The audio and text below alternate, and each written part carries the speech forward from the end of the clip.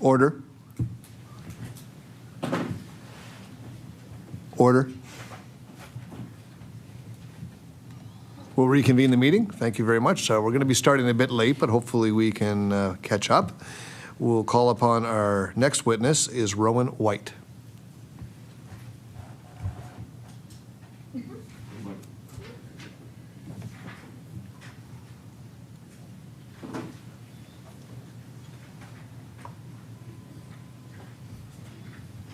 Take your time, Rowan.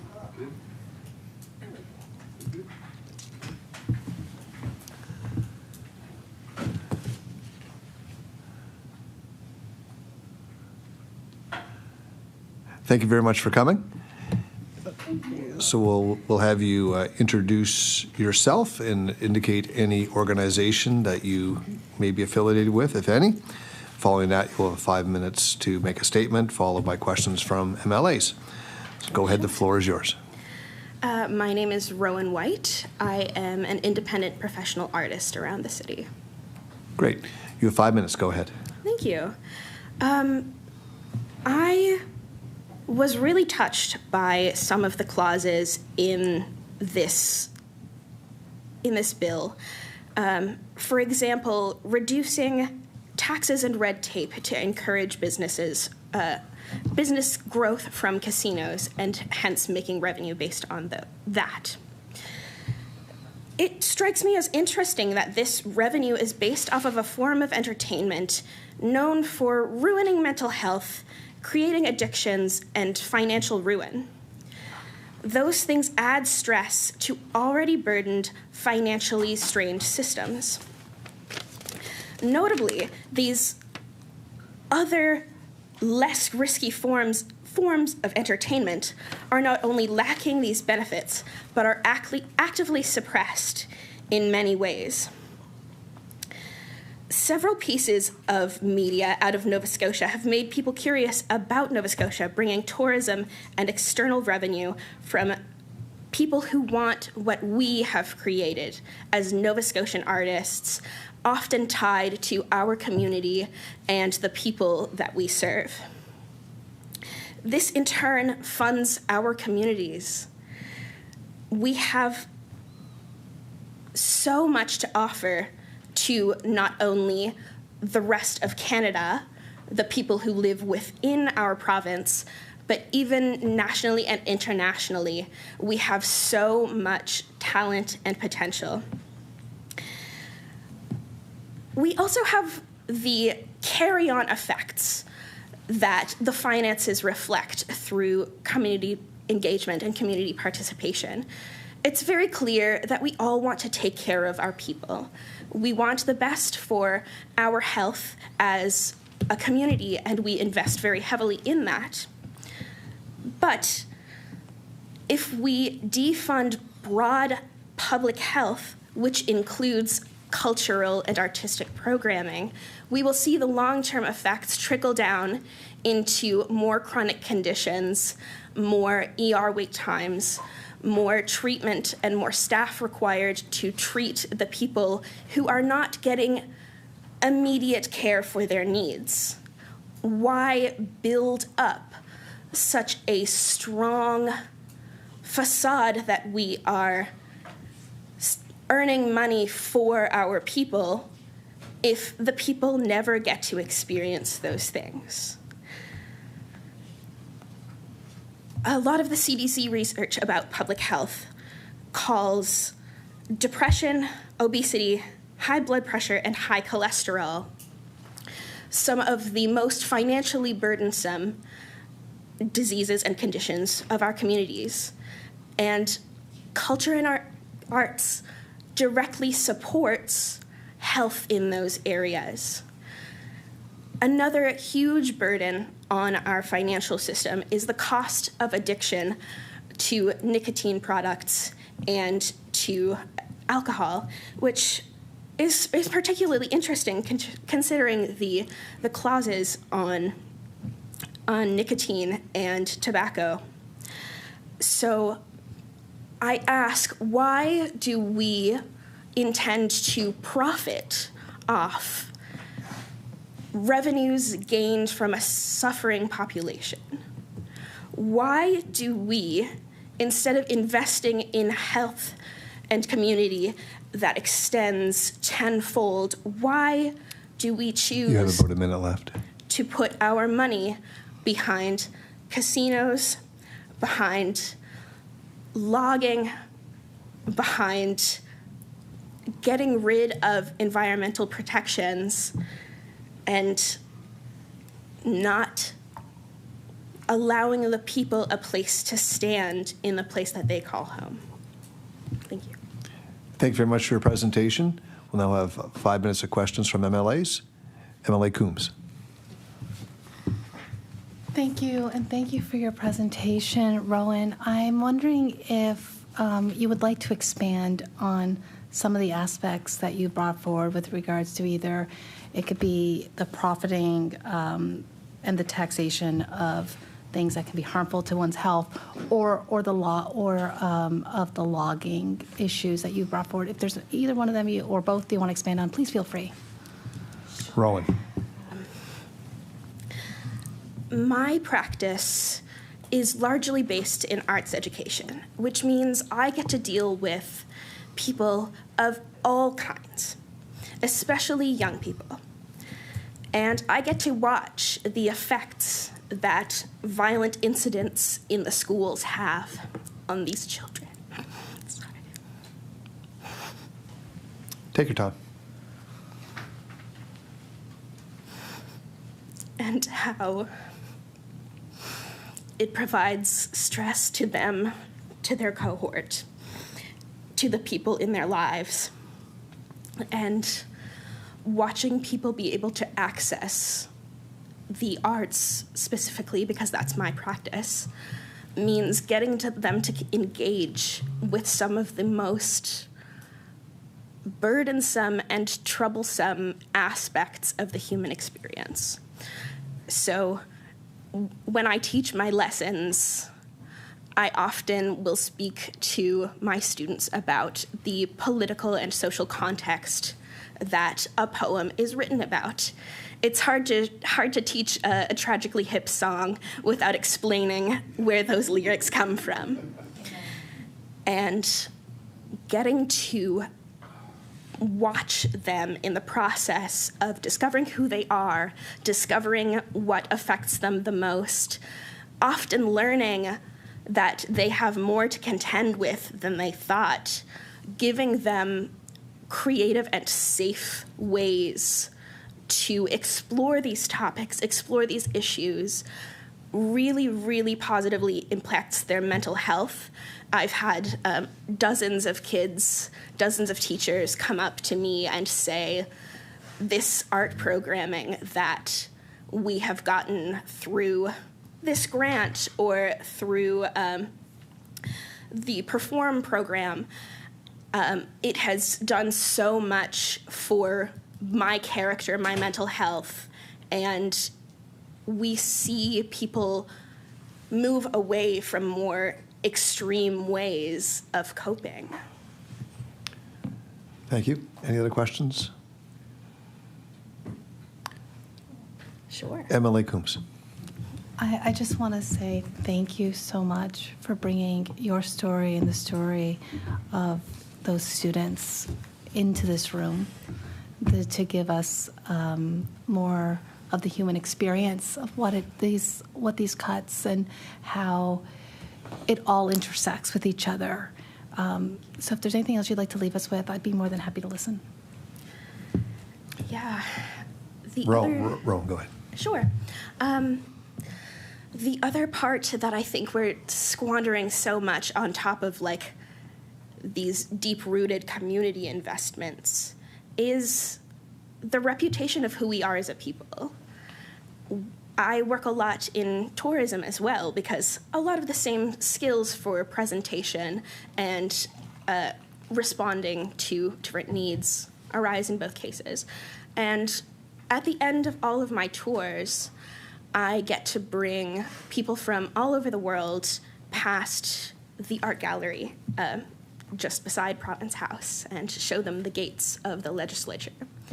And it strikes me as so interesting to have our cultural perception of who we are, who we're willing to advertise ourselves as being to the outside world, is so starkly contrasted on both sides of the road. You have the artwork of Maud Lewis, a disabled, rural living woman in Nova Scotia who made art about her home, and right next to it, you have the body trying to eliminate programs that made it easier for her. Thank you very much for your contributions today. We really appreciate you coming in. We'll now call upon our next witness, Melissa Marsman. While Melissa comes up, we're going to zip around and introduce our MLAs if possible. We'll start with the government side. Hi, Tim Mouthett, MLA for Bedford Basin. Kyle McQuarrie, MLA for Inverness. Good afternoon, Rick Burns, MLA for Hammonds Plains, Lucasville. Julie Van Exen, MLA for King South. Good afternoon, Derek Member Kent, MLA for Sydney Member 2. Good afternoon, Kendra Coombs, MLA for Cape Breton Centre, Whitney Pier. Hello, I'm Krista Gallagher. I'm the MLA for Halifax Chebucto, and I use she, her pronouns. Thank you very much, everyone. Thank you for coming today. If you could introduce yourself, indicate any organization that you're representing, if any. Following that, you'll have 5 minutes to make a presentation, followed by 5 minutes of questioning from MLAs. Okay. The floor is yours. I'm Melissa Marsman, president of the Nova Scotia Federation of Labor. We're the provincial voice of labor in this province. We represent 350 unions with over 70,000 workers. Go ahead, you have 5 minutes. Okay, so thank you for this time to present to public bills today. My presentation today will focus on where workers see opportunities to strengthen the FMA with new clauses. First, the Federation believes we need language to address the government's plan to eliminate up to 4,000 good jobs in Nova Scotia over the next 4 years. Workers are deeply concerned to see these cuts are being made with no analysis from the government about the impact to local economics across Nova Scotia. We know the loss of good jobs with fair wages will have consequences on communities. Civil service wages just don't set in bank accounts. They pay mortgages, they buy cups of coffee, donate to local sports teams, and much more. The Federation is asking the Public Bills Committee to recommend that the Financial Measures Act be amended to include clauses that mandate the government to conduct an economic impact analysis, to cut the civil service, and to make the results of this analysis public. The Federation is concerned with language from the Minister of Finance's budget address, asserting that because of the COVID-19 pandemic, growth in the public service is not sustainable. The true figures reveal a very different story. Since 2018, the unionized civil service has grown to approximately 4%, while Nova Scotia's population has grown by 14%. This is a considerable discrepancy and shows investments has not kept pace with population growth. The Federation would like to see clauses added to the FMA calling on the government to conduct an independent analysis on how the failure to adequately fund public services over the past 10 years, coupled with the draconian cuts of the 2026 budget, will impact the quality of services Nova Scotians depend on. Finally, the Federation believes we need language in the FMA to ensure this is the final budget tabled without adequate public consultation. As the Deputy Premier said herself, this budget process has been chaotic. Had the government been more open with the public about the cuts they were considering, and sooner, we would have a better budget. I was encouraged to see that some cuts that directly targeted frontline services had been rolled back, but frontline workers continue to sound the alarm bells. That the remaining cuts will make their jobs harder and harm services Nova Scotians depend on. For example, one of the best ways to improve health care in Nova Scotia is to address social determinants of health. Healthcare workers have already said that this budget will drive more people into hospitals, driving up wait times and burning out staff. How is this not a frontline service cut? This is feedback that deserves consideration months ago. Therefore, the Federation calls for clauses to be added to the Financial Measures Act that will mandate the government to conduct a scan of jurisdiction to identify best practices on including the public in development of future budgets, with the aim of introducing legislation to enshrine this right. Ultimately, the best way for members of the Legislative Assembly to support workers and the people of this province is to vote against the FMA. This budget remains too ill-considered and too dangerous for a responsible government to enact. However, if the scope of this committee's work is only to make changes to the FMA, then addressing these clauses is a start. So thank you for your time. Thank you very much for your contribution. We'll now open the floor up to questions from MLAs. MLA Coombs. And thank you so much for being here. Within the FMA, there are several acts which affect a number of departments.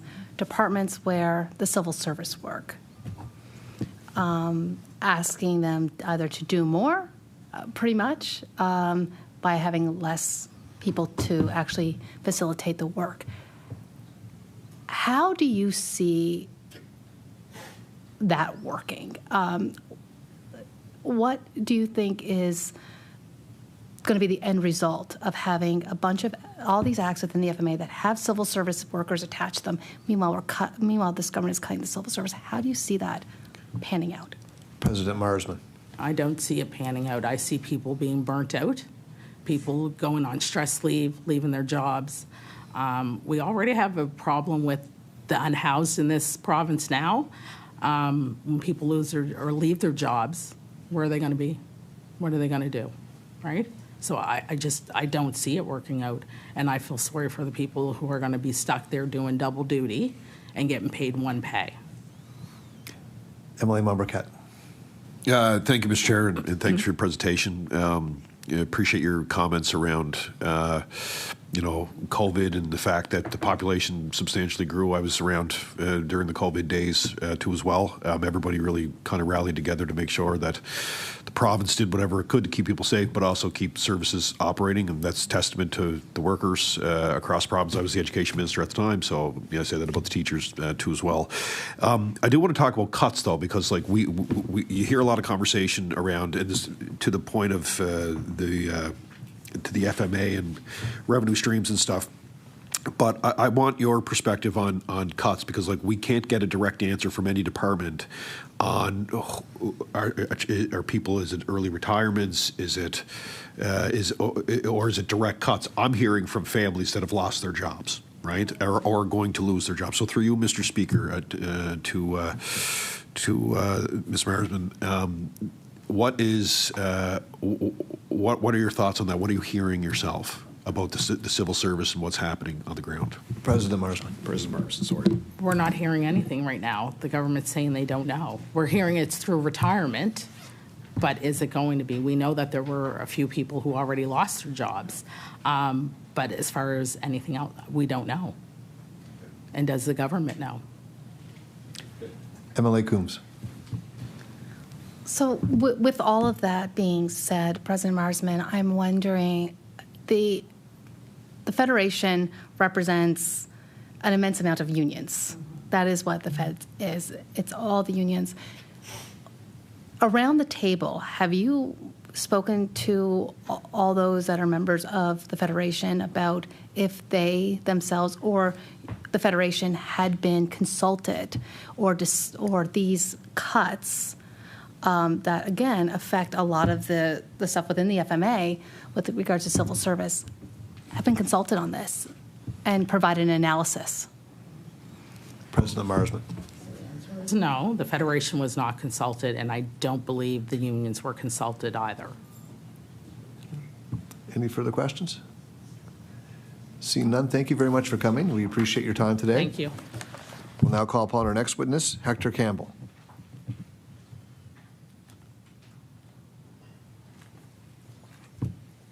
Doesn't seem that Hector's in the room. We'll try the next one, Bruce Mannion.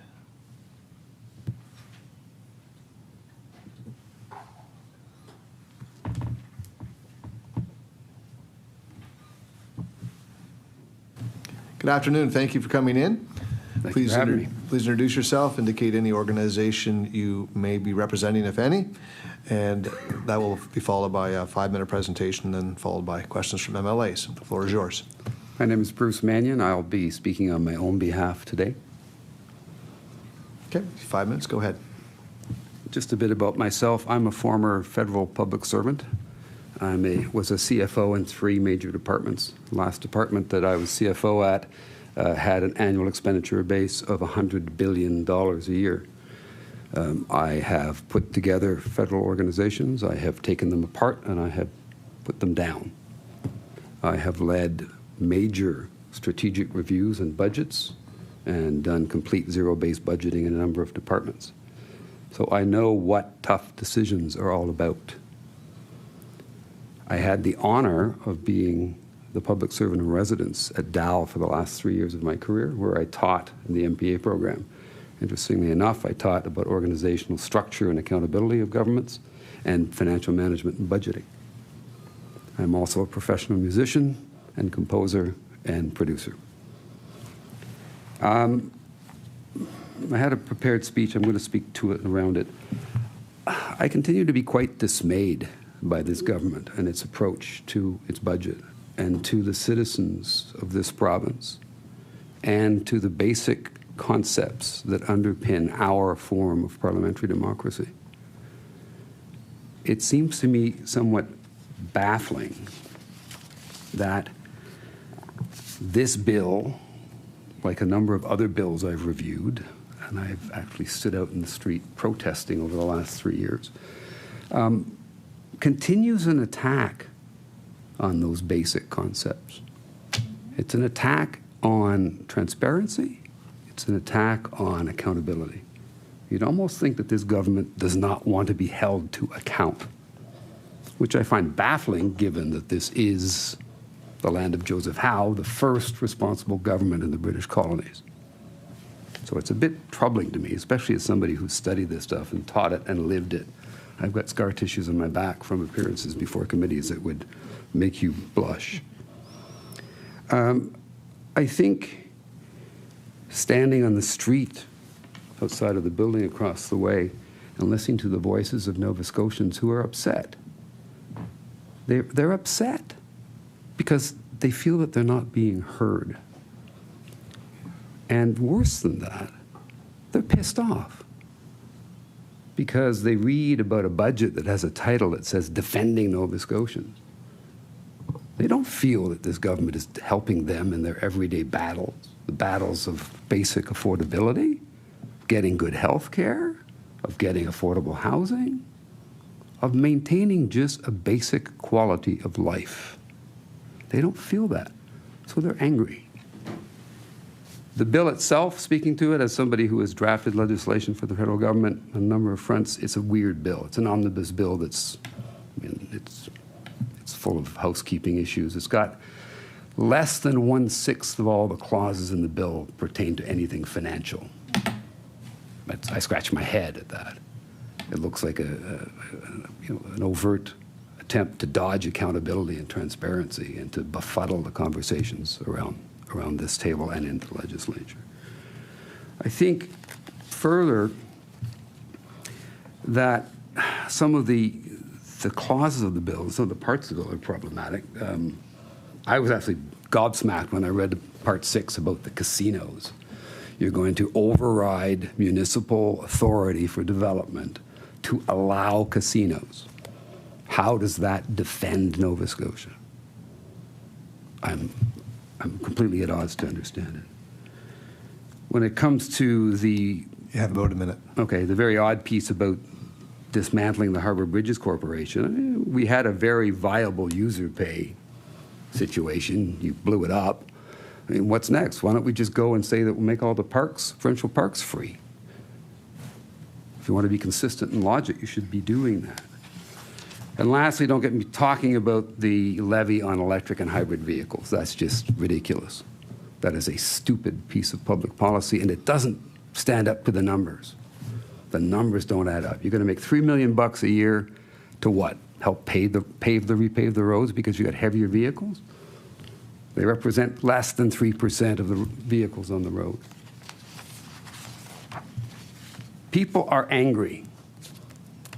Your premier's opinion polls are going to the basement. I hope he takes the message. There's a last thing I'll leave you with. There's an old Dutch saying that says, trust arrives on foot and leaves on horseback. I ask the people in this room who are voting on this bill to give it a very, very serious consideration before that horse bolts. Thank you, Mr. Manning. Now Thank we'll you. open up the floor for questions from MLAs. MLA Coombs. Thank you, and thank you for being here.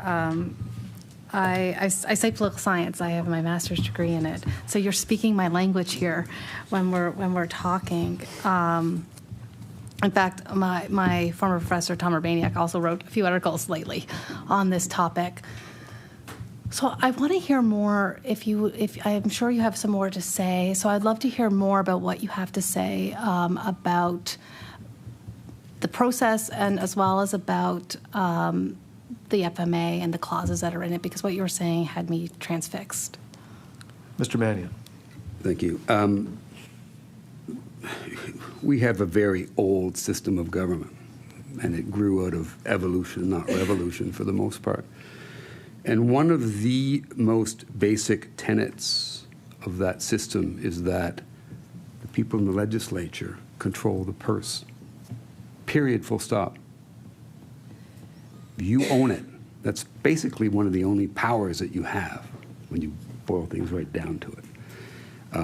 I have seen in the House of Commons in Ottawa, and I've heard stories of the past where that almost resulted in fistfights.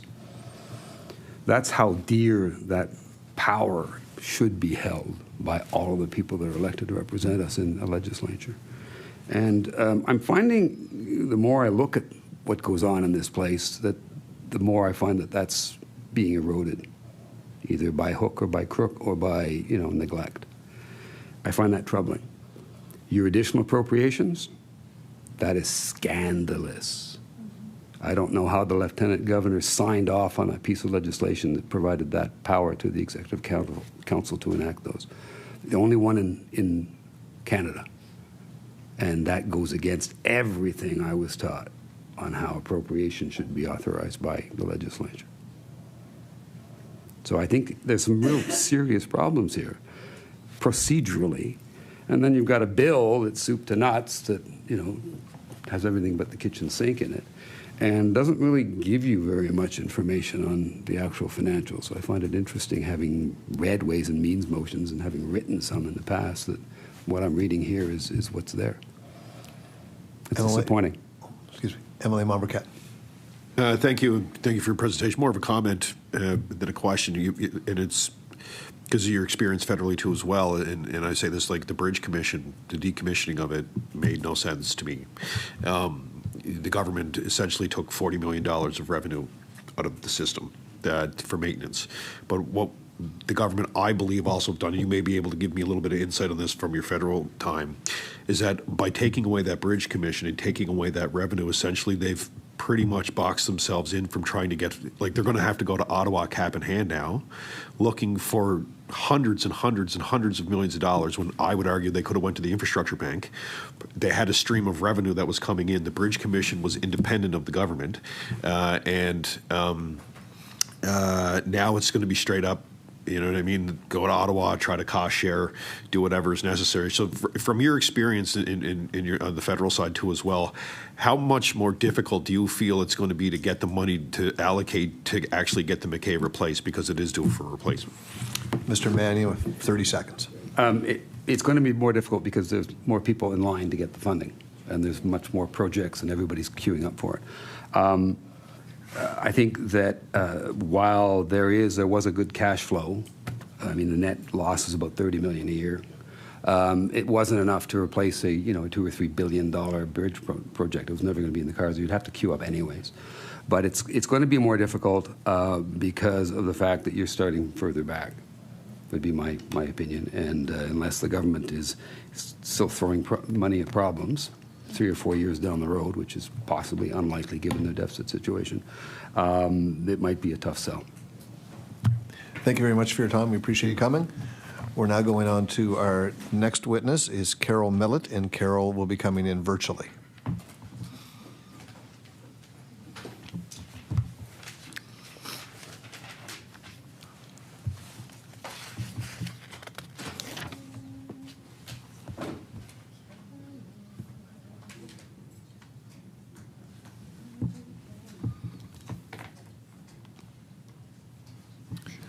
Good afternoon. Thank you very much for coming today. We appreciate you spending some time with us virtually. Can you say something so we can see if the audio is working? Sure. Perfect. Okay, you are. We can hear you loud and clear. Okay. Could you introduce yourself, name any organization you are representing, if any? That'll be followed up by 5 minutes of presentation, followed by questions from MLA. So go ahead, the floor is yours. Thank you very much.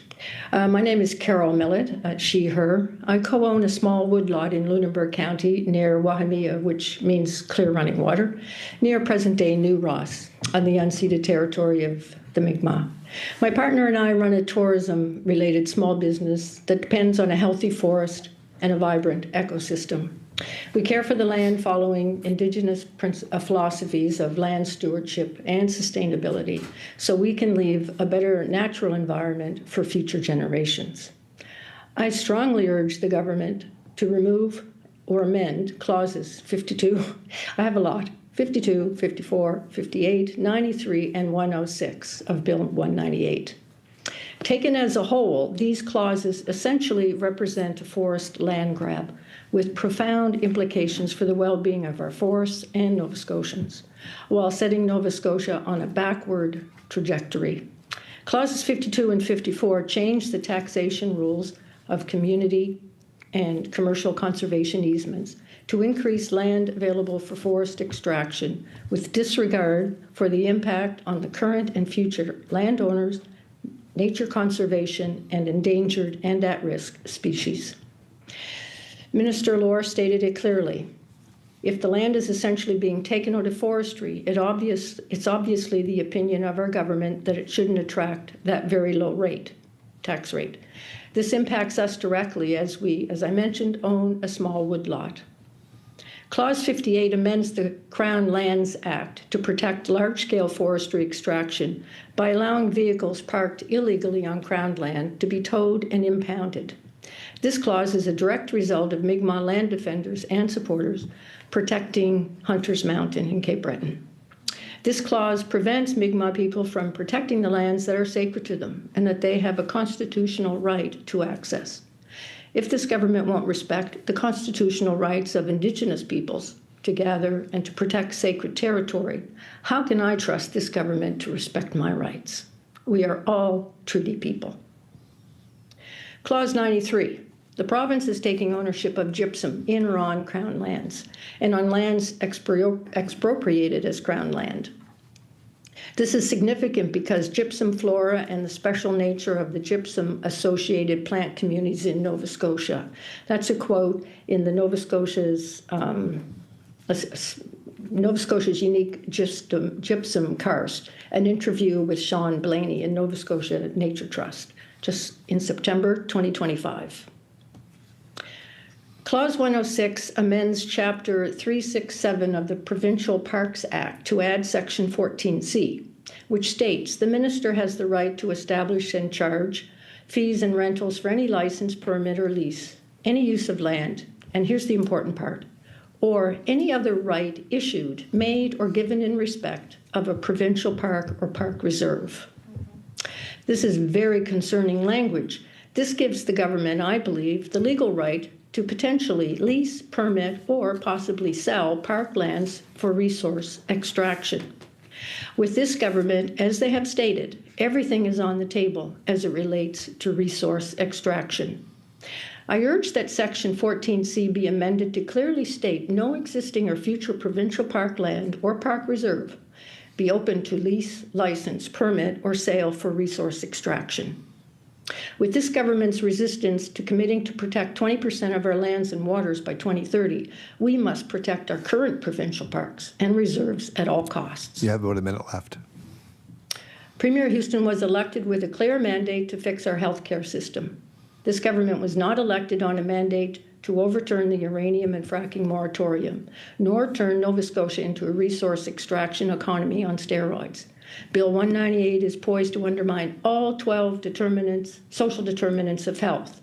Fracking, uranium, and lithium mining and large-scale forestry will destroy our lands and forests, wildlife habitats, groundwater quality, air and sound quality, release radon into the air, and reduce our quality of life, all with far-reaching health implications for Nova Scotians and with future increased costs to health care. Thank you. Forestry. Go ahead, sorry. Lastly, I would just say forestry is a mature industry in Nova Scotia. Tourism, on the other hand, which we're connected with, is a growth sector. I'll leave it at that. Great. Thank you very much for your presentation. We'll now open up the floor for questions from MLAs. MLA Gallagher. Hi, Carol. Thanks for meeting with us today. I think you mentioned that you operate a small tourism industry tourism business, and I think you mentioned that this business is related to Mi'kmaq practices in your woodlot, if that's correct. I'm just curious, if this bill passes as is, what does that mean for your business? Are you fighting for your livelihood right now? Mrs. Millett. In a way, yes, because our business is, well, it's a flower farm, and we have a woodlot, we have a wedding venue, so if our taxes increase, that could affect us rather significantly, and if we were forced to turn our woodlot over to forest extraction, well, that would devastate our industry, our business, for sure. We wouldn't have a beautiful forest anymore, would we? MLA Coombs. Thank you for being here, Carol. I'm going to kind of paraphrase it because I don't have the transcript yet. But today, the Minister for Natural Resources basically said that it was fair that those that are doing conservation on their woodlots or could be charged a different tax than those who are, doing active forestry or potentially clear cutting. So do you think that it's fair that you have to pay would have to pay a higher rate of taxes when you're trying to do the best thing you can for the environment? Mrs. Millett. Thank you for the question. No, I mean, our woodlot is relatively small in comparison probably to many others, but why would we be taxed for land that essentially is sitting there and doing what it should be doing, which is creating an environment for wildlife, improving our overall quality of life. So no, I don't think it should be taxed at a higher rate, nor should people be penalized for not submitting it for clear cutting. MLA Macquarie. Hi, Ms. Millett. I just wanted to let you know that it's very unlikely that your resource tax would change because you would need to do carbon capturing on your property. And for that to happen, I think you would have to have over 200 acres of land, forested land. There's also lots of other criteria that you'd need to meet to be able to do carbon capturing. And without that, your resource tax rate would not change. Mrs. Millett. Resource tax. One is Mrs. Miller, carbon. just as you started there, I hadn't called on you yet, so the microphone didn't turn on, so we couldn't hear you. So do you want to start over here? Sure. As I understand it, there are two sections to that resource tax. One is related to the carbon sequestration, which we haven't done because we don't. We're a little uncertain of the exact amount of land, but we don't have it. So that is not what we would be doing. It's just the land is just there. And as I understand what Minister Lohr said was that any forested land that isn't utilized for forestry as a forest resource would be taxed at a higher rate. Because why would they not, basically? And I quoted him directly on that. MLA Macquarie? Yeah, sorry. Maybe the context of that statement was lost, but I can assure you that your resource tax rate will not change unless you do carbon sequestration. And so then there's several more complicated conditions involved in other situations, but I can assure you that in your situation that you describe, your resource tax would not change, and anyone's resource tax rate would not change unless they pursue carbon sequestration. And then there's a few other details after that.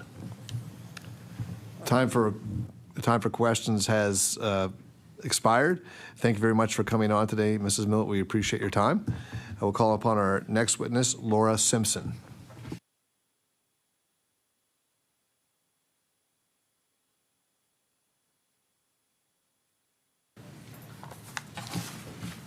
Good afternoon. Thank you very much for coming to meet with us today. Could you please state your name, name any organization you are representing, if any, and that will be followed by 5 minutes of presentation, followed by questions from MLAs. The floor is yours. Thank you to the chair. My name is Laura Simpson. I'm here just as a private citizen who's a business owner today. Great. You have 5 minutes. Go ahead. Okay. I'm here to talk about Clause 58, mostly because I had to choose a clause to speak to today. It's proposed to protect the extraction of natural resources on Crown lands, which we just discussed. But legislation like this has blocked Mi'kmaq access to the land for hunting. It also clearly targets our land and water protectors who are protesting the extraction of our province's natural resources. This is a symptom of this government running Nova Scotia like a business that will use all of its powers to get what it wants. We know that the government wants to grow revenue through natural resources, but at what costs?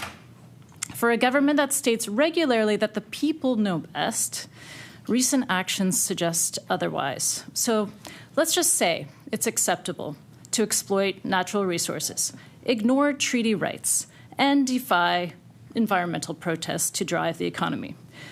Let me take on an argument from a business perspective. As a business founder myself, I feel qualified to offer some commentary. I'll just tell you a little bit about my story. 10 years ago, I had a small mentorship grant from Music Nova Scotia to increase my skills and experience as an arts worker. I left my 2 young kids with my husband here in Halifax and spent 4 months in Los Angeles. I lived in a house with 3 roommates. I ate peanut butter sandwiches for dinner, but it was a meager but incredibly impactful experience. Meanwhile, my husband was at home battling the then government when the film tax credit was cut. As a filmmaker, suddenly the tool that had made Nova Scotia a successful filmmaking environment was taken away. I will note that the current premier was questioning the government at the time for that move. We almost decided to leave Nova Scotia permanently because of the state of the industry, but ultimately the film tax credit was restored in a new form, and I came home. With renewed energy to support our community, I created 3 new businesses in 2 years. For my company Side Door, I applied to Creative Industries Fund.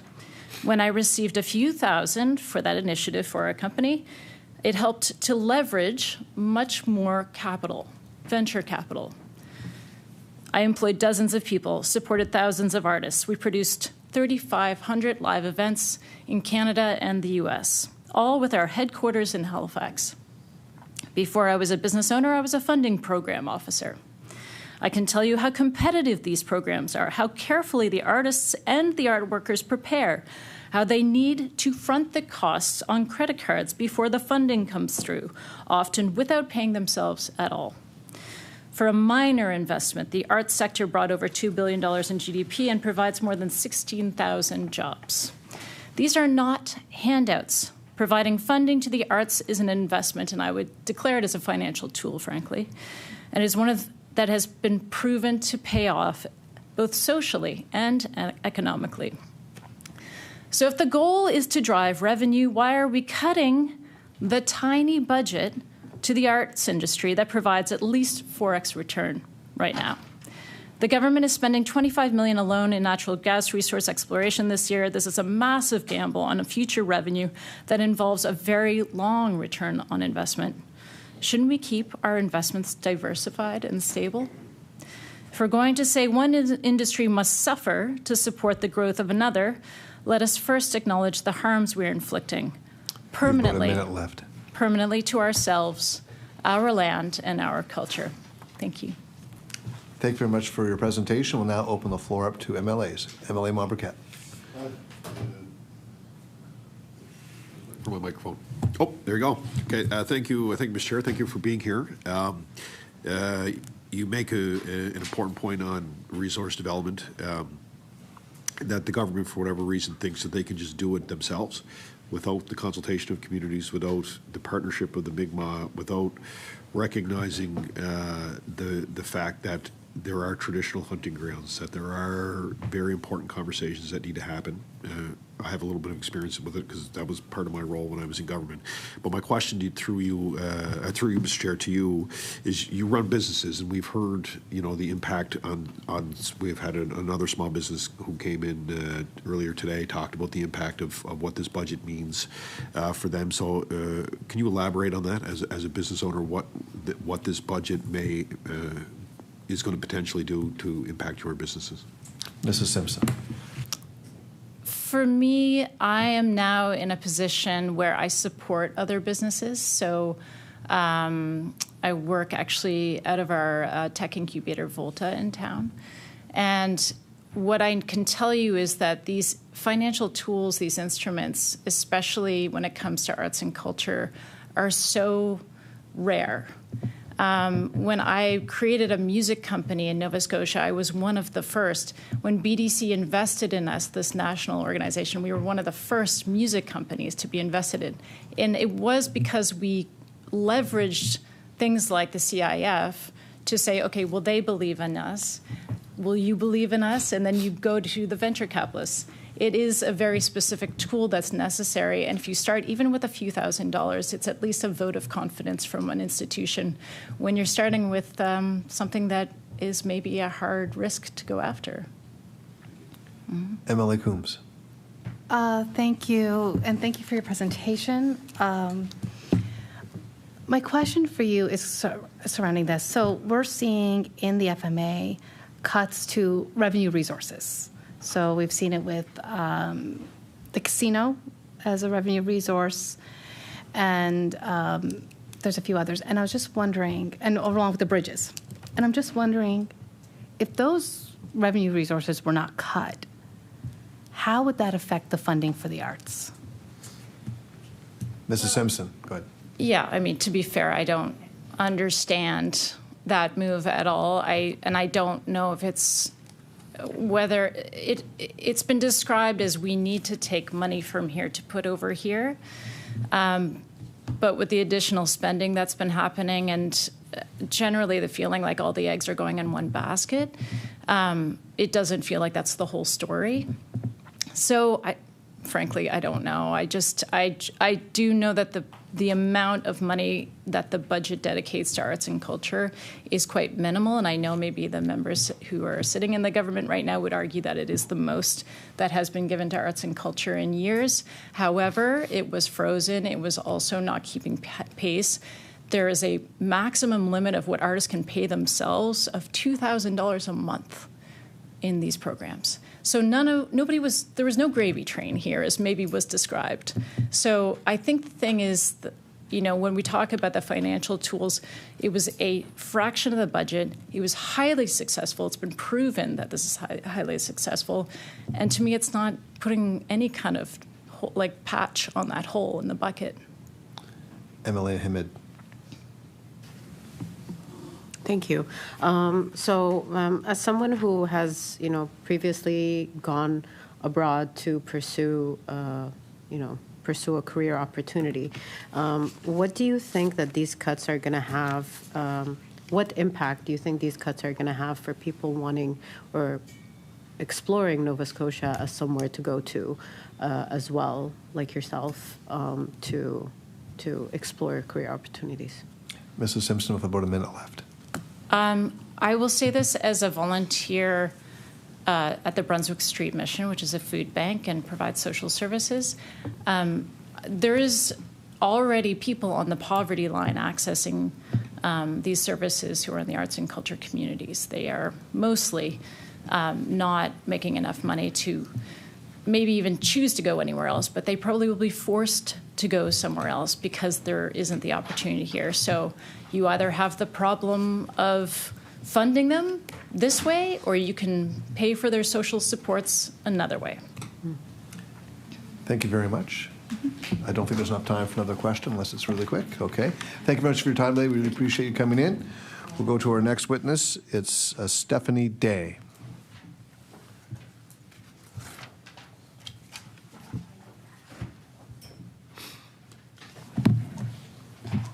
Good afternoon. Thank you very much for coming. We appreciate you taking the time to spend with our committee today. Great. Could you please introduce yourself, indicate any organization you're representing, if any? That will be followed by 5 minutes of presentation. After that, there'll be MLA questions. So the floor is yours. Thank you. My name is Stephanie Day. I'm an owner and operator of Casa North, but I'm here actually to speak to Clause 1. And so in that case, representing the Black community. So thank you for allowing me to address the committee today. I think it's important, as all of you present here know, that constituents add different perspectives to this budget. I'm a 7th-generation Black Nova Scotian and can speak from firsthand experience that a budget that is more concerned with auditing and slashing the middle class will already have a negative consequence on Blacks. The silo effect that occurred between 1947 and 71 hasn't changed. And through my work as a filmmaker and a researcher and advocate, I've actually seen it worsen. So the property tax base in most of our ancestral communities is stagnant due to neutral policy on property, land rights, and a continuing lack of Black equity. Now, when I moved back to Nova Scotia, I knew my prospects would be very low. I'm educated, some might even say intelligent, but the lack of job creation and entrepreneurial easement meant holding it down with 3 jobs. And I did that while I was building my production company. So I built my company, Casa, with a value proposition to blend policy with filmmaking in order to lobby for actual change. So my actual KPI in that case would have been AfricFil and the X-Pro that happened around that. So with a budget like this, I'm glad that Tim Houston admitted that he was wrong and that there was an error in taking out that money and then adding it back in. So admitting that error is not a little thing. It means that there's room for growth, and it means that there's more work to be done. The messaging isn't about asset reallocation. It re-emphasizes the silo effect that's occurring. Rather than lobbying to build, multiply, and organize, it's reinforcing Maslow's hierarchy of needs, basically. So, in other words, renters are going to be paying, what, $3,500 for rent in about 2 to 3 years, right? And that's their only focus, is to try to make rent and try to put food on the table. So in fact, the middle class has seen a steady decline in employment, while new tech will slash approximately 2,000 to 5,000 jobs every 3rd quarter. And that's not based on data, that's just on doom scrolling alone. Through my work and my data journalism research, for instance, we've discovered that from police data from years 2020 to 2022, 1% of people living in North Preston experienced some type of gun violence, either overtly or inadvertently. And that 1% was significantly higher than Halifax, Sackville, and Dartmouth combined. So what this stat means is that that's going to be an adverse effect on housing values, ability to buy assets, create jobs in an area that's already due, to financial risk endeavors, right? And policy and police bias. Okay, and those things, that bias is already apparent in places like Beachville, Truro, East Preston, Cherrybrook, Lucasville. So the budget needs to reallocate funds and find the different perspectives to build, multiply, and organize. Organize so that the young people will be able to foster creation and organize businesses around building better relationships with the community. Okay, 1% is a physical number, a number that we can actually react to. Future budgets that do not take a more comprehensive approach will create countless psychological and environmental impacts. Now, we acknowledge the remission of some of the money to the Black communities, but that's just it. It's just money, not tied to development. You have about a minute left. Growth, it's not tied to development, growth at scale, or financial and racial equity. Some examples, okay, that really could have expanded and grown some of our entrepreneurial enterprise situations that we have here. One is Hope Blooms. It could have been developed to scale up and reach other communities experiencing food scarcity. The Tiny Homes community and the Housing Authority at Doubletree could have been tied to emergency services akin to Dunn House in Toronto. The Land Titles Initiative and Road to Economic Prosperity should benefit all Black communities, not just a few, who are still experiencing environmental racism. So with further co-productions, new tech training, and franchise endeavors for upcoming developments such as that you're going to see with Westwind. You're also seeing civilian-led models for mental health and substance use crises that already exist. And there's one in Ottawa called Anchor. It means Alternate Neighborhood Crisis Response. And I'll just end on this one quote. From their first year, Anchor received 4,464 calls. Of the calls dispatched, 92.47% were resolved without any police involvement. So I'm here out of compassion. I'm not here to seek a business model based on dependency. Governments have what is called the decision advantage. However, constituents are prepared to gain that knowledge in order to incorporate more communitarian values in future budgets. Thank you. Thank you very much for your presentation. We'll move on to MLA questions. MLA LeBlanc. Thank you very much for being here, Ms. Day. They say tonight, we think we are going to have the Minister of African and Nova Scotian Affairs up in estimates, which means our critic, MLA for Halifax Needham, is going to be able to ask her questions. And I'm just wondering if it all happens and we do get some time with the minister, what do you think would be the most important question to ask her based on this budget and based on your sort of thinking around this Financial Measures Act? Mrs. Day.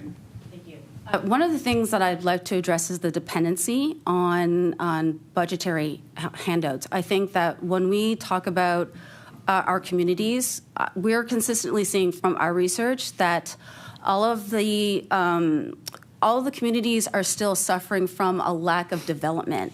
So we're wondering if there is a possibility that once that budgetary money comes in, that there is more co-production and advancement in order to produce more community development, entrepreneurial development within that budget stream.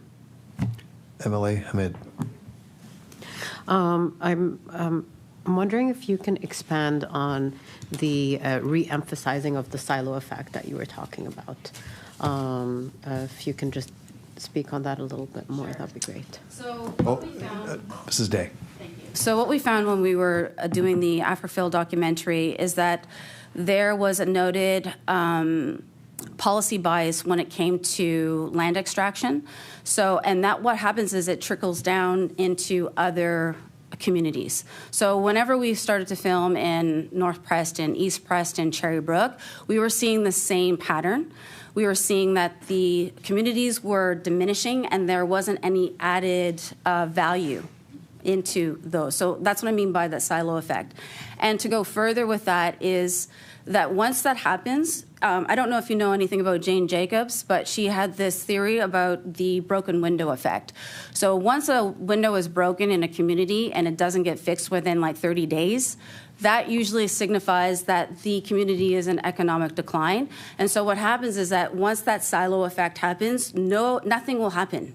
Nothing in terms of benefits, bylaws, future development. It all gets tampered down by, or that veil of that silo or that bias that happens. So this is why you're seeing like most of our communities kind of stuck in amber. They don't develop or don't grow because society and politicians have sort of put it in a box and can't see its potential. Any other questions? Seeing none, thank you very much for coming and making your presentation today. We'll move on to our next witness, which will be Michael Saba. Hope I pronounced that somewhat correctly.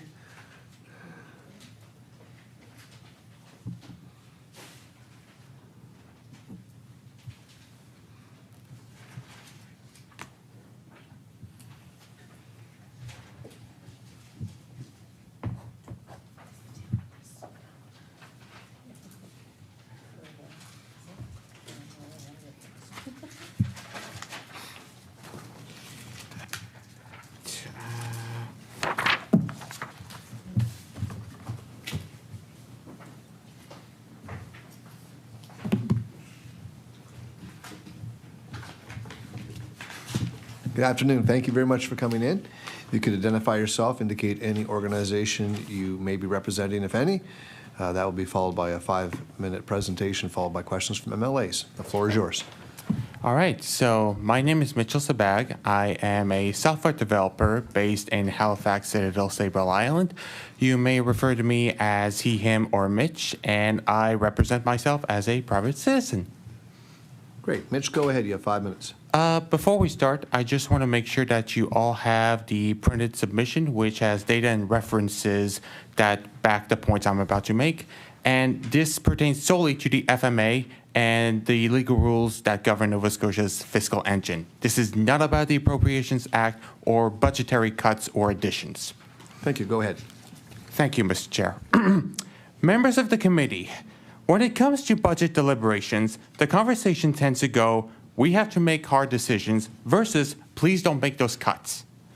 But I'm here today not to talk about how to divvy up the pie, but rather about how to fix the oven so we can make an even bigger pie for everyone to take a slice of. Several weeks ago, S&P Global downgraded Nova Scotia's credit rating from AA- to A+. This represents a clear warning from the market that running large deficits and paying more in interest on debt will crowd out our future. I acknowledge that this administration inherited significant infrastructure gaps. However, looking at the legislation before us in Bill 198, it seems like we're applying small fixes while overlooking structural deficits. On one hand, Clauses 2 through 51 update the Assessment Act to allow for electronic notices. Now that is a smart, efficient, practical efficiency. On the other hand, we're also trying to balance the books by adding new fees, like Clause 110 via a $500 levy on EVs, and Clause 68 via increasing the financial institution's capital tax from 4% to 6%. And under Clauses 62 and 63, we're exempting casinos from HRM development permits and D-transfer taxes. It doesn't seem quite fair to ask more of everyday taxpayers and critical services while giving large casinos a break on prime real estate. The reality is that a $1.24 billion provincial deficit doesn't just vanish, for the cost rolls downhill. When municipal grants are cut, that financial burden is passed down to local property taxpayers and renters. Just recently, the HRM Budget Committee found itself in a tricky spot, debating double-digit property tax hikes to keep basic services running. We can't cut our way out of a credit downgrade, nor can we reverse it with more tax hikes. We can, however, grow our way out, which requires a fresh approach to both revenue and spending. I propose the following structural changes that we can initiate going forward. First, we must stop penalizing builders for creating the housing this province needs. Since Bill 198 already opens up the Assessments Act, I asked this committee to allow a split-rate property assessments pilot program for HRM, a land value tax. By shifting the tax burden onto the value of the land itself and taxing the actual buildings at a lower rate, we incentivize immediate construction and discourage speculators from hoarding vacant lots. Second, instead of raising taxes to build new infrastructure, we should implement asset recycling. The province should review its portfolio of underutilized physical assets, like aging buildings and unused land, and lease or sell them to private operators and pension funds. This turns debt capital into active revenue to fund necessary new projects, such as seniors' facilities, without burdening the taxpayer. Third, we need to stanch the fiscal bleeding on the administrative side. The deficit ballooned because spending exceeded projections by nearly $600 million. We should pilot zero-based budgeting in administrative sectors, compelling departments to justify every dollar from scratch rather than just rolling over last year's budget. Fourth, we have to modernize our back-end IT to automate bureaucracy. You have about a minute left. Yeah, thank you. Since using technology as a deflationary force can lower the long-term operating cost floor, thus addressing the structural deficits S&P warned us about. Finally, we must reform how we pay for care. We should move service contracts, especially for long-term care, away from standard fee-for-service models toward outcome-based funding. Paying providers for actual results, like recovery rates and successful placements, rather than just the volume of patients they process, aligns our financial incentives directly with health outcomes. We need to ensure we're buying results, not just activity. We have a chance to look ahead and be innovative.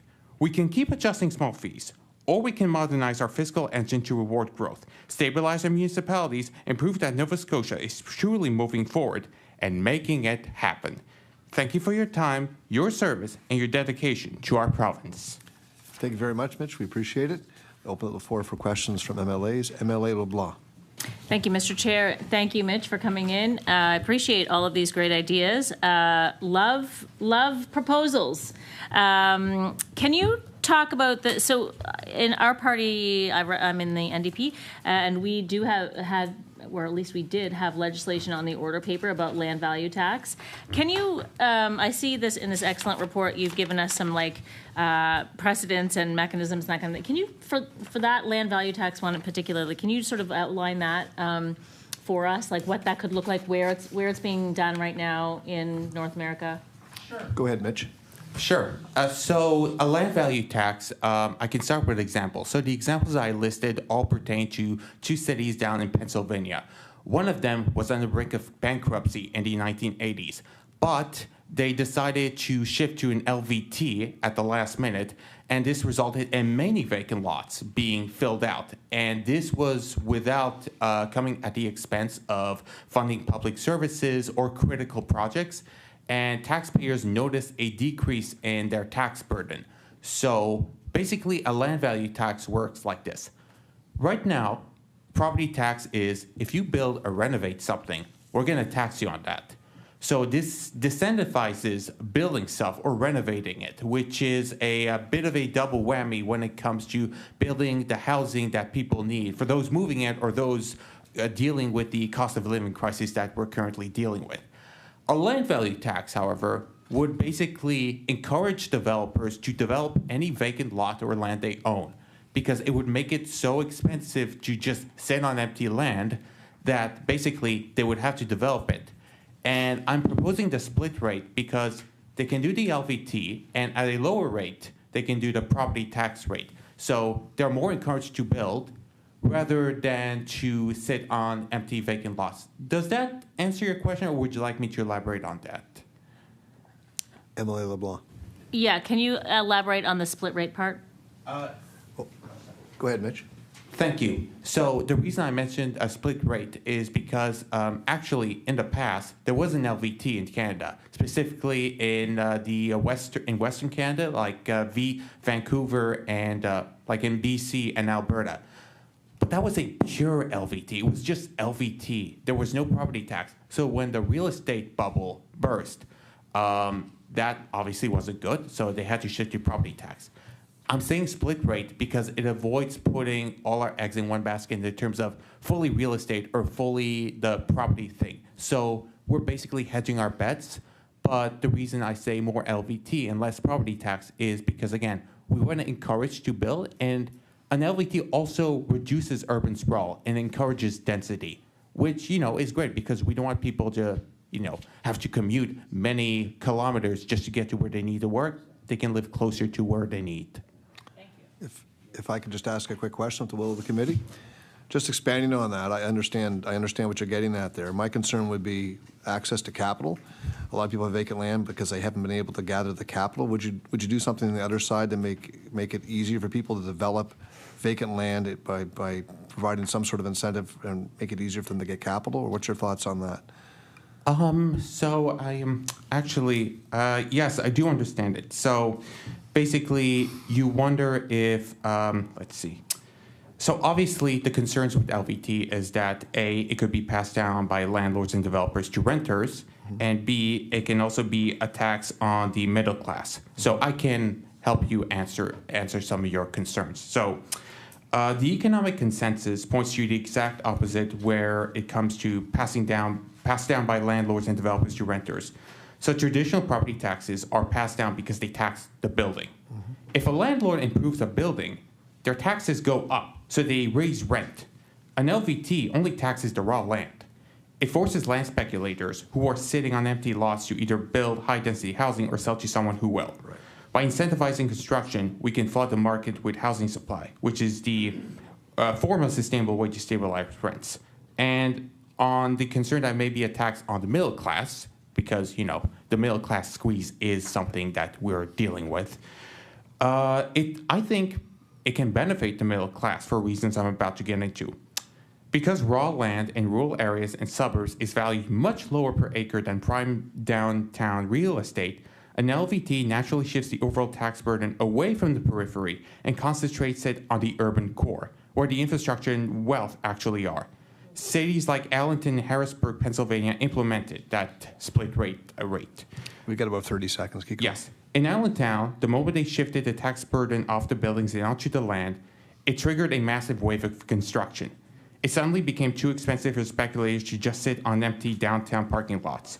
Almost immediately, 70% of residential taxpayers actually saw a tax decrease, while the city saw a massive spike in new commercial and residential development. It works because it rewards builders and penalizes hoarders. And the LBT would also help bring down property taxes, so business owners, landowners, farmers, and the like wouldn't be penalized from renovating and expanding their operations and possessions. Does that answer your question? It does, Mitch, and I thank you. Appreciate your time has expired. We appreciate you coming in and taking the time. Thank you. Our next witness, I don't think is ready. I'm just going to call. Is Hector Campbell here? Did he show up? I don't see him. He's ready. Oh, he is ready. Okay, so our next witness will be Tom Richards, who will be coming to us virtually.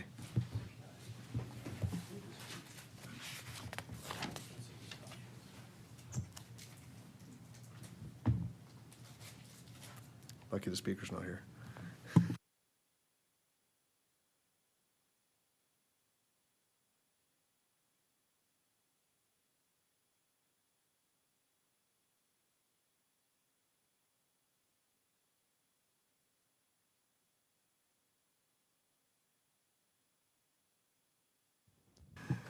Good afternoon, Tom. Thank you very much for coming today. Could just maybe say something so make sure the audio is working? Hello, testing, testing. Perfect. We can hear you loud and clear. If you could please introduce yourself, indicate any organization you're representing, if any. Following that, we'll have 5 minutes for presentation, and following that will be MLA questions. So go ahead, the floor is yours. Oh, thanks. Sorry, I'll just mute this. My name is Tom Richards. A full-time musician with over 25 years of experience. I moved to Nova Scotia in 2021. Great, thank you. Go ahead. Thanks for having me. Today I'll be speaking to two clauses contained in the Financial Measures Act. Clause 62, the Gaming Control Act, and Clause 67, the Halifax-Dartmouth Bridge Commission Dissolution Act. Both of these clauses remove critical revenue sources, whose removal, alongside such measures as the recent lowering of provincial sales tax, will have lasting negative effects on the arts sector in Nova Scotia, which supports 22,000 jobs and generates well over $2 billion of GDP annually. Clause 62, the Gaming Control Act, provides new tax exemptions for casinos, canceling the D transfer tax for the Halifax casinos moved to Dartmouth Crossing, which will remove revenue at a time when the government is claiming that cuts to the arts are necessary to reduce the deficit. Why is the government acting against our own interests in removing tax revenue while making damaging cuts to funding for the arts, which generate $4.59 for every $1 invested? Similarly, Clause 67 deals with the dissolution of the Halifax-Dartmouth Bridge Commission, the final step in a process which removed an annual revenue stream of $36 million. Did the government understand that in cutting bridge tolls, they were contributing to the large and growing deficit? How can they cut revenues on one hand and then claim austerity in justifying their cuts to the arts and culture, which is the heart in Nova Scotia, the heart and soul of Nova Scotia's $3.7 billion tourism industry? I would like to highlight the proposed cuts to arts funding due to the loss of revenue as a result of such measures as found in clauses 62 and 67. The proposed cuts to arts funding. I'll briefly discuss the reasons why we rely on arts funding. Then I'll talk about how this funding serves not only artists, but all Nova Scotians. Arts Nova Scotia is the lifeblood of the music industry in this province. Alongside the Canada Council for the Arts, their grant programs fill large gaps in the private market, allowing us to produce work that brings in tourism revenue, creates thousands of jobs, and improves quality of life for all Nova Scotians. The budget calls for a 30% reduction in funding to Arts Nova Scotia. These cuts represent a fraction of the revenue lost through clauses 62 and 67, yet will make it impossible for us to live and work here. Music is critical for a healthy and happy society, but is profoundly undervalued in the market. Digital streaming, which pays artists nothing, has virtually eliminated sales of recorded music. Furthermore, AI threatens to be a final nail in the coffin of our already struggling industry. A salient example of this is the Nova Scotia legislature's own YouTube channel, which features AI-generated music in its pre- and post-broadcast intervals. Musicians are not being paid for our work. This is why we rely on arts funding. A 30% reduction in funding to Arts Nova Scotia means that albums will not be recorded, festivals will not happen, artist fees will be lower, and tours will be canceled. I personally work with 5 different artists who are each hoping to tour outside of the province this year. 2 artists literally have hit songs with Nova Scotia in the title. This is the definition of exporting Nova Scotian culture. A 30% reduction in funding virtually guarantees failure for these artists. I am also fortunate to work with many Toronto-based artists.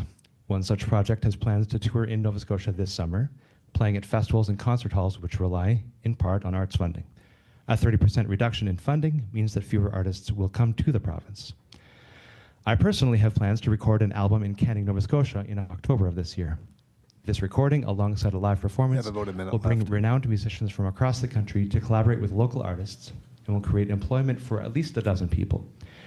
We will spend money on hotels, equipment, and venue rental, food, and transportation.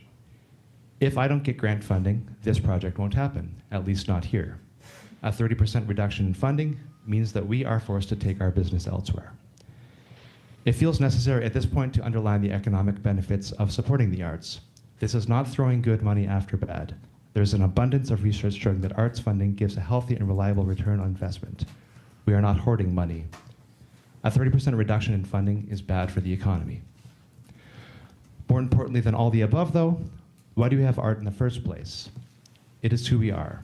It is vital. Our entire industry relies on a tiny but vital lifeline of funding that is now being threatened. When I apply for a grant, I'm expected to show how my project will contribute to the growth of my career and how it will positively impact the lives of others. I'm asked to show my work and balance the budget. Is the province of Nova Scotia prepared to do the same? Thank you very much. Thank you very much, Tom. The time for presentation is over. However, MLA sometimes allow you to continue. So, MLA LeBlanc. MLA LeBlanc. Yeah, thank you very much. Thank you, Tom. If you'd like to, I have a question for you, but if you'd like to just finish what you were going to say, then go ahead. Go ahead, Tom. Thank you. Yeah, just a couple more sentences here. As you can probably tell, I wrote this down. If you claim fiscal responsibility, how do you justify the loss of revenue through clauses 62 and 67? How do you justify cutting funding to a sector that gives back more than it receives? And that's it. Thank you. Emily LeBlanc. Yeah, thank you very much. So, Tom, solidarity. Before I was an MLA, I was an actor, did a lot of touring, and also relied on a lot of arts funding, grants.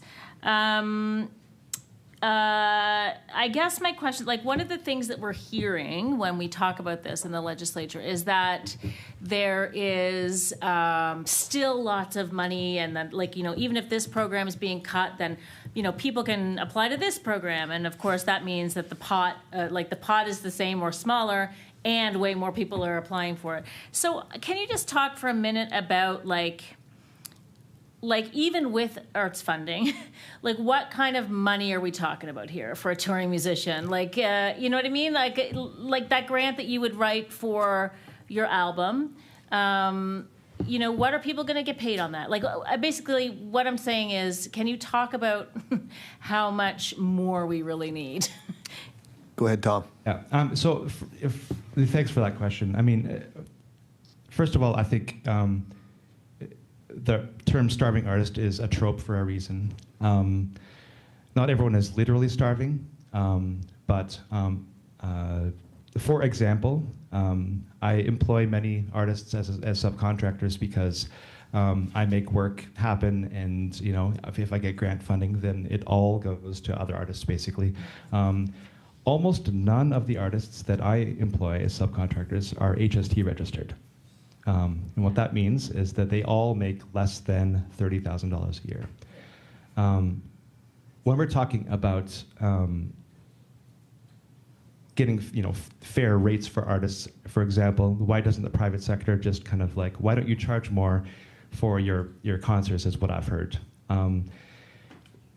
Unfortunately, we would have to charge a lot more. A typical bar gig might pay $100 in 2026. The joke amongst musicians, which is kind of a dark joke, is that it's the 50th anniversary of the $100 gig. If I played every single night of the year and I made $100 a night, it's not a great outcome. It's not a great income. Unfortunately, this is where we're at. We would love to be not reliant on grant support. Writing grant applications is not fun, but this is where we're at. And for better or worse, we rely on arts funding.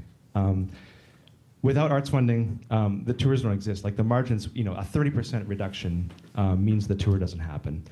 An artist, for instance, traveling from Nova Scotia might get an opportunity to perform at a big festival, which might pay enough to basically fly the band, pay everyone a reasonable rate for the evening, let's say, $400, $500 for a night. With a flight, we're talking 2 full days of travel and work, and hotels, etc.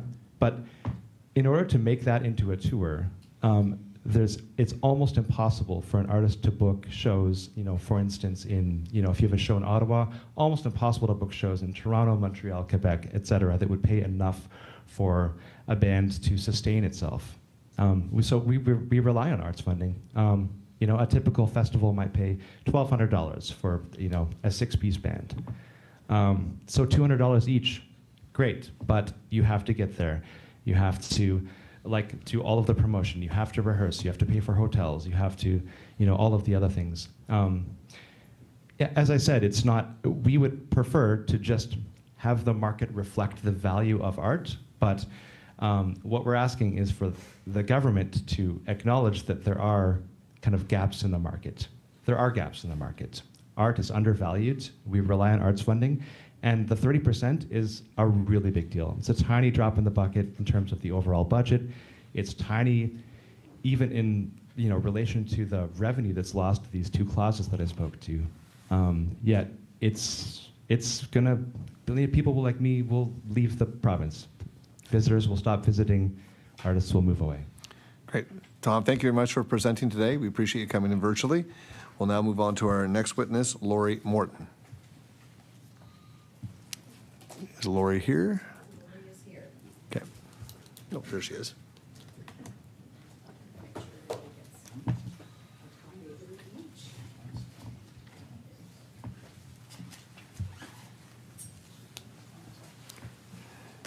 Good afternoon. Thank you very much for coming in. Both of those. Yep. Yeah. Thank you very much for coming in, spending some time with the committee this afternoon. Thank you. We'll give you an opportunity here to introduce yourself, indicate any organization you are working with, if any. Followed by that, there'll be 5 minutes for presentation and then 5 minutes of questions from MLAs. The floor is yours. Thank you very much. Good afternoon, ladies and gentlemen of the committee. My name is Lori Morton. You can call me Lori. My pronouns are she, her. I'm here today on the unceded land of the Mi'kmaq as a treaty person, as a Mi'kmaq ally, and as a member of the voting public of this province. I will thank you all in advance for your attention. I know that you're at the end of a very long 2-day, you're in the middle of a 2-day process at the end of 2 very long days. You have a couple more to go. I'm here to speak about my concerns on Bill 198, specifically clauses 52 to 64, clauses 80 to 98, and clauses 105 to 108. If everybody's ready, I'll begin. Go ahead. My husband and I are stewards of a small woodlot in Pictou County. For the past 15 years, we've had the honor of caring for 54 acres of old-growth forest. 350-plus-year-old trees stood tall on our property. Until September of 2022, excuse me.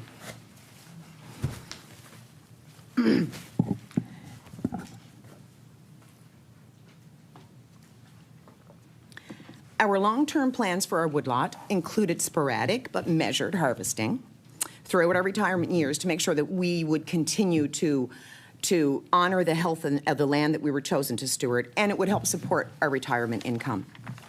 Hurricane Fiona changed all of that for us. when I woke up on September 24th, and you can see in the appendix that I have there are pictures, before and after pictures. The first picture is a before, the very next one is an after of very much the same scene. You can go through those pictures and see what I woke up and saw. My world, my future retirement plans changed literally overnight. The 100-kilometer-an-hour winds had taken down over 70% of the trees that were on my property, and that's how we know that they were over 350 years old, because after they had to come in and clear it, we were able to count the rings. And we would count the rings, and I would get up to 385, 387, 412, until I couldn't count anymore. It took 2 years to arrange for our forestry cooperative to come in and harvest whatever was still marketable at that 2-year mark.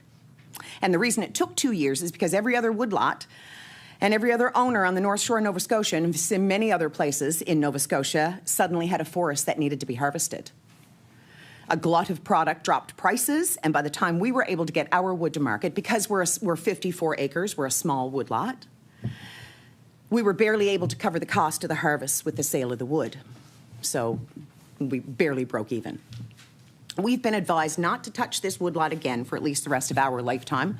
We're not spring chickens, so for the least the rest of our lifetime, we've been advised if we want this forest to recover and become a healthy, productive forest again, don't touch it. Leave it just as it is.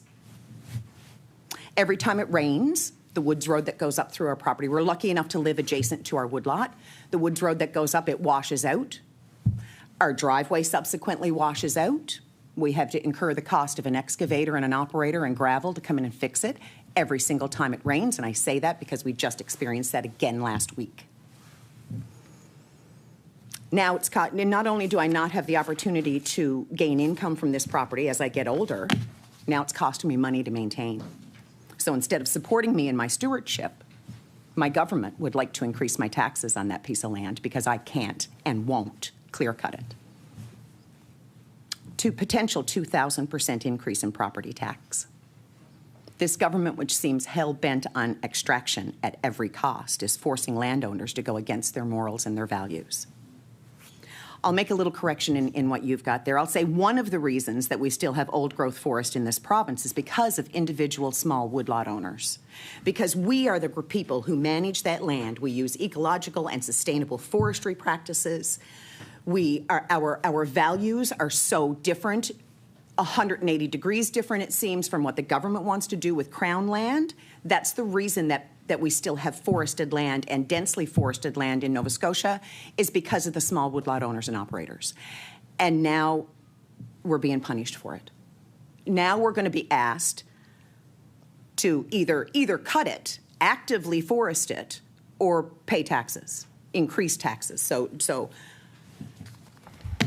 that goes kind of a little bit against where there's no new taxes in this act. There's no new taxes in this measure. There absolutely is. As I review the rest of this bill, I see several changes related to appointing people to boards and councils, where in the past they were elected. I see changing sunset dates for programs, potentially so the PC government can continue the reckless, irresponsible governing of the province. The PC government is damaging our meat inspection process. A licensee is not an inspector, to be very clear. I see several changes related to inserting language that indicates political interference where there was none before. I've also heard some compelling stories around funding cuts to arts, culture, and tourism, how the changes to easements will affect our agricultural lands, and how the forced clear-cutting of small private woodlots will continue to contribute to the further degradation of our climate, both locally and globally. I've heard people talk about the reintroduction of fracking and uranium exploration, how horrible that will be for our province, how it will threaten the essence of what it means to live here. Throughout history, Nova Scotia has had a tenuous relationship with resources. We have a history of giving it all away in exchange for a few short-term jobs and some long-term health issues. Recent history shows that even when the information clearly tells us that exploring for certain minerals can cause harm to our communities, and when we've gone through a very rigorous process to develop legislation to protect our water and our citizens' health, that's still not enough to slow down the PC government and its extraction agenda. The time for presentations is over. However, sometimes MLAs will allow people to finish. Mr. McCory? MLA McCory? Oh, MLA. Thank you very much for your presentation. Would you like to keep going with what you wanted to say? There is one more point that I would like to get across. Mrs. Morton, go ahead. Thank you. I would just like to challenge any member of this committee or any member of the current government to point me towards the communities in Nova Scotia that are enjoying safe, long-term benefits from resource extraction. Show me the community and its members that have been left better off following the end of an extraction project. Right now, as I continue to look for that unicorn, and while I sit here presenting to you in my very short 5 minutes, our Premier is busy selling us off to Texas. Thank you. Thank you. MLA Macquarie? Yeah, so I really feel how much you love your woodlot and how terrible that experience was in 2022. The pictures do show a little bit. Yeah. Very small. I also understand, your concern. It says potential 2,000 increase in property tax. So I just want you to know, like, a few things about the proposed legislation here. Is that it's very unlikely that you would be affected by it. In order for the resource tax to be changed, you need to be doing carbon sequestration. It looks like your lot is not eligible. I don't know your wood lot, but it looks like it wouldn't really satisfy it with all the blowdown, and so in order for your resource tax to change, you have to start doing carbon sequestration. That's the only situation where your tax would change. And if you're not doing carbon sequestration, it will not change. The other thing is that I see that your wood roads have been damaged, and there is money in the budget for wood roads like that. So I just want to let you know that. And I know it's a big concern, 2,000% increase in your tax. That would be your property tax to the municipality based on the change in the resource tax rate. And if you want, I can talk to you about it afterward, but it's I can't see that happening to you. As I said, you'd have to be doing carbon sequestration for that to happen. So you can put your mind at ease about that. If you have any questions, I can talk to you later. Do you want to respond to that, Mrs. Morton? Go ahead. Thank you. What I hear is that you're telling me that I was lucky enough to have all my trees blow down, so I can't use carbon sequestration, so now I won't have to pay extra taxes. Does that not sound a little ridiculous? I'm lucky enough that I have so much blowdown that my taxes won't go up because I could never sequester carbon. I could never. That cannot be my plan going forward. Does that not seem a little opposite to I don't know, like you're telling me that I'm so lucky because all my trees blew down, my taxes are not going to go up. I'm not lucky. Whether my taxes go up or not, I'm not lucky. Small woodlot owners who choose ecological forestry, who choose carbon sequestration, they're not lucky. Not with this bill going forward. Okay. Emily LeBlanc. Thank you very much, Mr. Chair, and thank you for coming and sharing your story. And it is, I agree with my colleague that that it's clear how much you love your land, and it is so heartbreaking. But what I want to do is just reiterate your point there, I think, and if you could just like expand that a little bit, because, well, maybe you can't, or you won't get taxed because all your trees blew down, but your neighbor or the other small woodlot owners who are trying to do the right thing and, care for our natural resources in the way that we need them to thrive for us, for the health of the province and the health of the world. I'm wondering if you have any other stories of other small woodlot owners who are also worried about this new tax. We're beyond the time, but we'll give you about 30 seconds to reply. Appreciate that. Thank you. I've done some work with the Woodlot Owners and Operators Association. I've done some work in Otter Ponds, the demonstration forest. I see that governments in the past and currently put a lot of money into that demonstration forest. There's a $7 million Family Forest Network fund that's available for small woodlot owners that are over 100 acres that can potentially show ecological, they want to showcase ecological forestry practices. The changes in this bill go completely against that. They go completely against that. So if you want to, there's a fund over here that you can draw from for ecological forestry practices, but be careful, because if you don't cut enough, we're going to increase your taxes. It just seems nonsensical. It seems very much like this is a faulty, incompetent, like this budget was just thrown together, or this act, my apologies if this act was thrown together without anybody talking to anybody. It doesn't sound like there was any consultation. It doesn't sound like there was any impact studies. And there doesn't seem to be any evidence that any of the ministers seem to know what's going on. Why were things cut, and why do we still have programs that seem to contradict what's being changed? Thank you, Mrs. Morton. Thank you very The time much. for questions has expired. We appreciate you coming in this afternoon. We'll move on to our last witness for the afternoon, Laura McNutt. If Laura's here.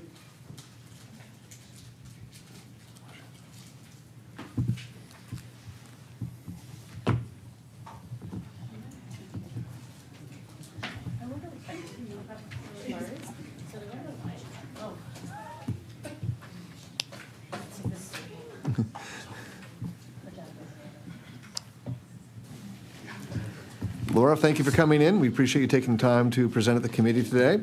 If you could introduce yourself, indicate any organization you're representing, if any. Following that, there'll be 5 minutes for a presentation, followed by MLA questions. The floor is yours. Thank you very much.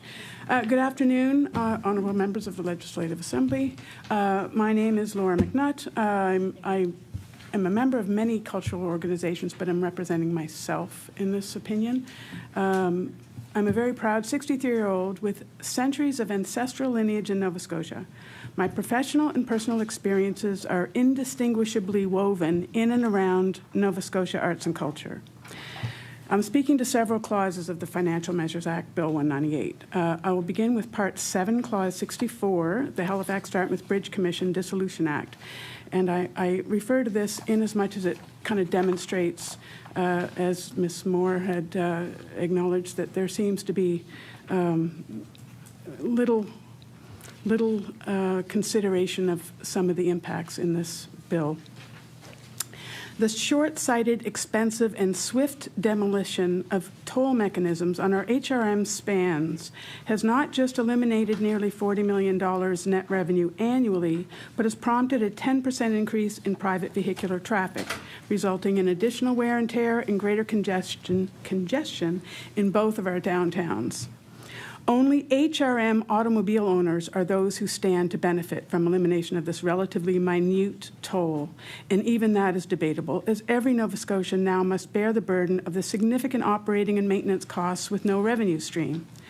The former reasonable user fee amounted to approximately $650 annually for those who could afford a car, which is an $11,000 undertaking off the bat, whereas now the maintenance expenses are a burden for all of the million-plus Nova Scotians.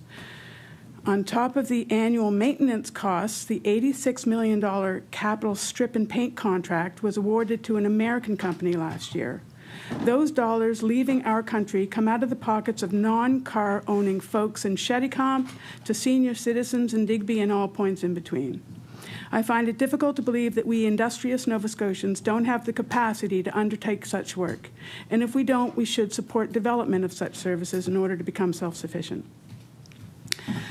I'm going to presume that many Nova Scotian citizens preceding me in this exercise of speaking to this bill have provided a wealth of facts and financial data that raise concern about the impacts of the current Financial Measures Act, Bill 198, particularly from my perspective, as it affects our rich arts and culture.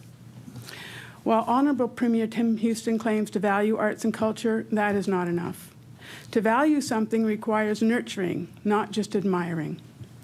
Politics are not a silo, but rather an element of our community that is influenced by its environment. Good political strategies account for arts and culture as a pillar of society, not a discretionary hobby. Arts and culture is an essential component of a civilized community. For instance, Joseph Howe, not just a political icon, but also an accomplished poet who wrote extensively about his appreciation of Nova Scotia. And as editor of the Nova Scotian, was likely Canada's most influential journalist. I'm going to use my time before you to celebrate a few of our Nova Scotian cultural heroes. I regard them as heroes. They're people who have made an impact on my life and I believe have, in some cases, made impacts internationally. And I believe that because art is such a nebulous, non-concrete value, we have to look at certain creations of artists, i.e., I don't think Snowbird would have ever been created had Anne Murray not been influenced by Nova Scotian arts and culture. Margaret Atwood. You've got about a minute left. Oh, Handmaid's Tale wouldn't exist. Margaret Atwood, Juno, Elliot Page, Lilith Fair, Sarah McLachlan, Heated Rivalry, Rachel Reed, Maud Lewis's Oxen. The movie Maud would not have seen screens without Lance Wolliver documenting Illuminated Life of Maud Lewis. I am now going to read through this very long list, and this is just a microscopic version of many. Adam Baldwin, Alan Arkin, Alan Syliboy, Alan Bateman, Alex Colville, Alistair MacLeod, Andrew Cobb, Anne Murray, Anna Siprick, April Wine, Aquaculture, Lance Sampson, Arenier, Ashley Jensen, Ashley McIsaac, Austin Willis, Bahamas, Alfie Gervanen, Barry Dunn, Basil Donovan, Ben Proudfoot, Bessie Murray, Bette McDonald, Bill Carr, Brian McKay Lyons, Bruce Guthrow, Bruce McKinnon, Bucky Adams, Carol Baker, Christian Murray, Chuck Norris, Clary Croft, Classified, Cliff Eland, David Marsh, Deborah Allen, Dennis Ryan, Don Messer, Donald Sutherland. Mrs. McNutt, the time for presentation is over. However, MLAs usually will allow you to go on. MLA LeBlanc. Please, go on. I know you're only on C. We know you're only on C. Go ahead. Thank you. I'll read quickly. Don Sabian, Donnell Leahy, Doug Riley, Dutchie Mason, Dwayne The Rock Johnson, Dylan Guthrow, Eli Gorey, Elliot Page, Ethan Hawke, Garrett Mason, Gary Neal Kennedy, George Canyon, George Elliott Clark, Gerald Ferguson, Gordie Sampson, Greg Clark, Greg Keeler, Hal Kahn, Hank Snow, Helen Creighton, Henry Rosenberg, Holly Carr, Jackie Torrens, Jamila Smith, James Mullinger, Jen Grant, Jody Guthrow, Joe Murphy, Joel Plaskett, John Dunsworth, John Greer, John Karzosker, John Neville, Jonathan Torrens, Juanita Peters, Kiefer Sutherland, Lance Woolivard, Lenny Gallant, Lenore Zahn, Lisa Drader Murphy, Lucy Ducoteur, Margaret Atwood, Marie Webb, Marilyn McAvoy, Mary Black, Mary Collin Chisholm, Matt Anderson, Matt Baldwin, Matt Mays, Maddie Matheson, Maud Lewis, Michael DeAdder, Michael Moriarty, Mike Clattenburg, Mo Kenny, Nancy Stevens, Natalie McMaster, Neptune Theatre, Omar Gandhi, Pat Stay, Portia White, Rachel Reed, Rita McNeil, Rose Cousins, Royal Nova Scotia International Tattoo, Ruby Keeler, Sally Taylor, Sarah Dunsworth, Sarah McLaughlin, Shane Vio, Sean Majumder, Shantae Grant, Shelley Thompson, Sherman Hines, Sloan's, Chris Murphy, Jay Ferguson, Patrick Pentland, and Andrew Scott, Salita Short, Stan Rogers, Stephen McHattie, Tamara Deverell, Oscar winner, The Rankins, Raylene, John Morris, David Genevieve, Jimmy, Heather Cookie, Tom Fitzgerald, Tom Forrestal, Tracy Martina, Justine Williamson, Greg Vardy, Trailer Park Boys, the Rob Wells, John Paul Tremblay, Mike Smith, Patrick Roach, Victor Siperick, Wallace McCaskill, Wendy Lill, Wilf Carter, Wonderneath, and finally, Sir Winston Churchill, who regarded Nova Scotia as a critical strategic location during World War II, but he himself is a very accomplished painter, not still living, clearly, but was. And author. And author, yes. A little of everything, a well-rounded individual. Thank you very much. Thank you very much. I noticed that Emily LeBlanc's going to ask a question, even though you didn't list her, so that's pretty good of her. My apologies. Emily LeBlanc. Why didn't you list me? No. But I recognize so many of those names. Some of them are from here. Some of them worked here. Some of them are Hollywood actors who are Hollywood stars who made stuff here. And the people who are lucky enough to be on those productions got to work with them. I remember Chuck Norris, R.I.P., stayed in Whites Lake, and I remember my sister's best friend meeting him in a restaurant and being like, "Oh my God, you're Chuck Norris." That was a long time ago. And so we have this amazing history of art and art making and being a place where people want to make that art. What do you see the future of Nova Scotia being without the arts?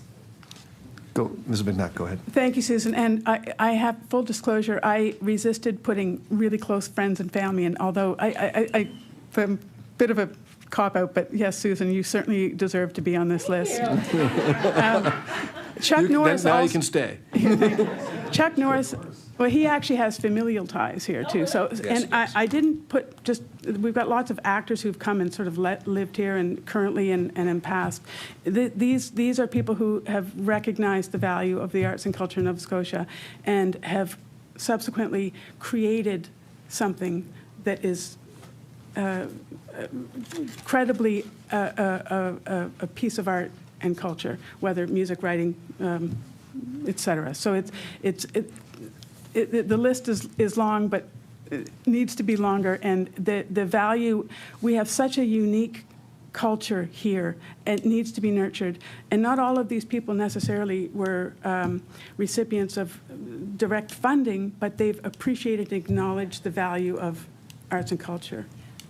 MLA Mombercat, we've got a minute left. So. I'm just more of a comment than a question. You mentioned a lot of Cape Bretoners on there, so I'm from Sydney, right? And Rita McNeil is a big part of.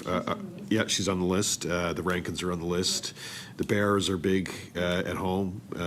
We have great history with the coal mines and the Men of the Deeps, who are still touring around. They were in Ontario. Yeah, Men of the Deeps. Yeah, and really just, it's so important, you know, what a way to finish the day when you hear that list, and it makes you realize like the foundation of who I am really, because my mother was a singer and she toured and step danced all over the place with her, the McIntyres from Ira and all that. So I really appreciate you coming in, and it's a great way to end the day because it just goes to show those are the storytellers of our province, and we need to celebrate them and celebrate the next generation that's coming. Thank you very much. The time for questions has expired. We appreciate you coming in this afternoon. For the committee, that ends the witnesses for today. So we will declare the meeting adjourned. The meeting is adjourned.